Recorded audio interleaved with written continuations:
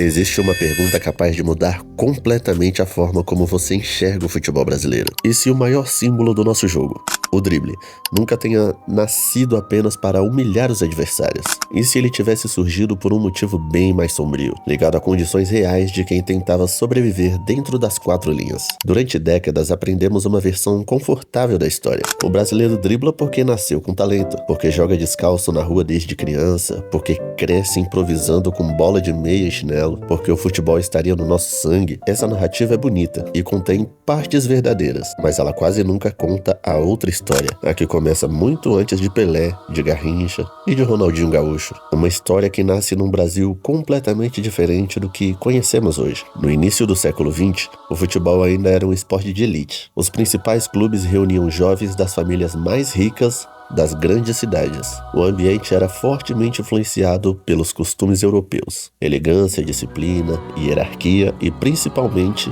exclusão. Agora tu morre! Agora tu morre! E ele é preso! Mesmo depois da abolição da escravidão, em 1888, a desigualdade continuava estruturando quase todos os espaços da sociedade brasileira. O futebol não foi exceção. Durante muitos anos, jogadores negros enfrentavam barreiras reais para serem aceitos. Alguns clubes proibiam abertamente sua presença. Outros aceitavam apenas atletas de pele mais clara. E mesmo quando conseguiam entrar em campo, o preconceito não desaparecia. Ele apenas mudava de forma. As ofensas vinham das arquibancadas, dos adversários, da imprensa e, em poucos casos, dos próprios companheiros de equipe. Hoje isso parece absurdo, porém naquele tempo fazia parte da rotina. Tem episódios que ilustram bem o clima. Um dos jogos mais conhecidos é o do Carlos Alberto, jogador do Fluminense. Para parecer mais claro, ele utilizava pó de arroz no rosto antes das partidas. A maquiagem escorria com o suor. A torcida percebia. O que começou como uma tentativa de se proteger acabou gerando o apelido que o clube carrega até hoje: pó de arroz. O caso não era isolado. Havia atletas que evitavam o sol para não escurecer a pele, que usavam chapéus e roupas longas fora dos treinos, que buscavam qualquer recurso para reduzir a visibilidade da própria cor. O racismo não era apenas uma ideia abstrata. Ele moldava comportamentos, estratégias e até a forma de se apresentar publicamente. Mas existia um problema ainda mais grave dentro de campo. Numa época em que a violência era muito menos punida do que hoje, qualquer contato físico entre um jogador negro e um adversário branco podia gerar confusão imediata. Empurrões, agressões, discussões e, em alguns relatos, até intervenção policial faziam parte do cenário. O futebol estava longe de ser um ambiente seguro para quem enfrentava esse tipo de discriminação. Foi nesse contexto que muitos estudiosos enxergam o nascimento de uma característica que décadas depois se tornaria a maior marca do futebol brasileiro. Em vez de buscar o choque físico, muitos jogadores começaram a evitá-lo. Em vez de disputar força contra força, preferiam escapar. Um passo para o lado, outro para o outro, mudança rápida de direção, corpo leve, movimentos rápidos, movimentos imprevisíveis. Aquilo que parecia apenas habilidade também era uma forma de proteção.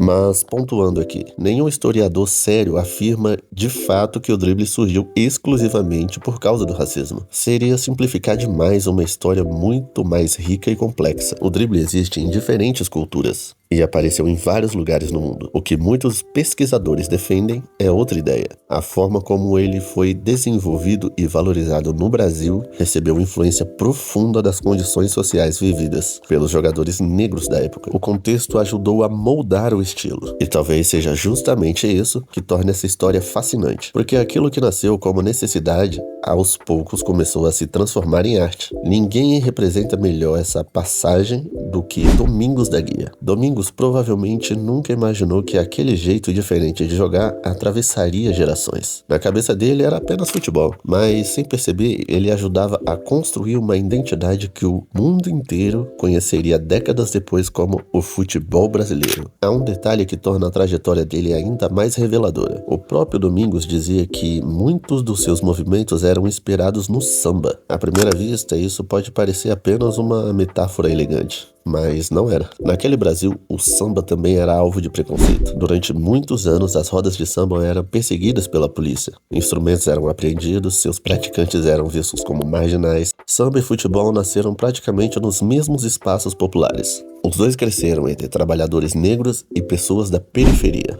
Os dois foram tratados como manifestações inferiores. E, ironicamente, os dois acabaram se transformando nos maiores símbolos da cultura brasileira. Não parece coincidência. Tanto o samba quanto o futebol aprenderam a fazer exatamente a mesma coisa, transformar a dificuldade em criatividade. Enquanto o futebol europeu seguia um caminho baseado na força física, na disciplina, na tática e no jogo coletivo organizado, o Brasil começava lentamente a desenvolver outra identidade. Uma identidade em que improvisar não era um luxo, era uma necessidade.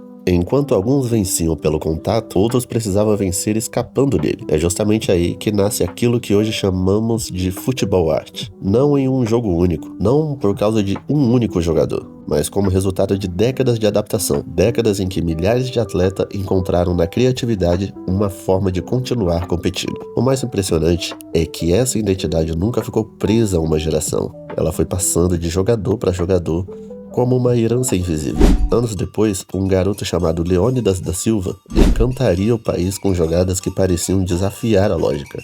Depois viria Garrincha, um homem que driblava como se ninguém conseguisse prever seu próximo passo. Diziam que suas pernas tortas eram um defeito. Ele transformou esse defeito em uma das maiores armas que o futebol já conheceu. Pouco tempo depois, o mundo conheceria Pelé, e mais uma vez o futebol brasileiro mostrava que habilidade e criatividade podiam vencer qualquer adversário. Décadas se passaram e vieram Romário, Ronaldo, Ronaldinho e Neymar, jogadores completamente diferentes, cada um com sua personalidade e seu jeito particular de interpretar o jogo. Mas todos carregavam algo em comum, a capacidade de transformar um simples drible em espetáculo.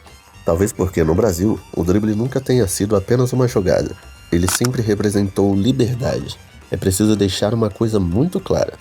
Seria errado afirmar que o drible nasceu exclusivamente por causa do racismo.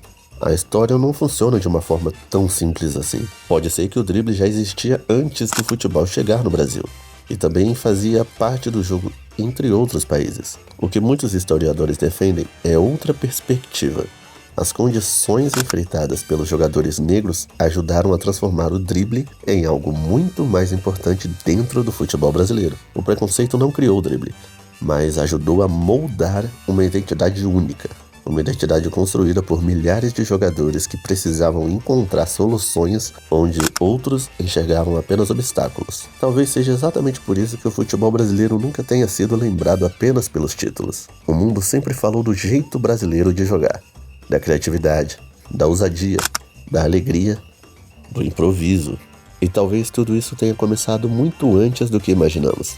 Talvez tenha começado quando alguns jogadores descobriram que a inteligência podia vencer a força, que a criatividade podia vencer a violência, e que um simples movimento de corpo podia evitar um choque, escapar de uma falta e continuar levando a bola adiante.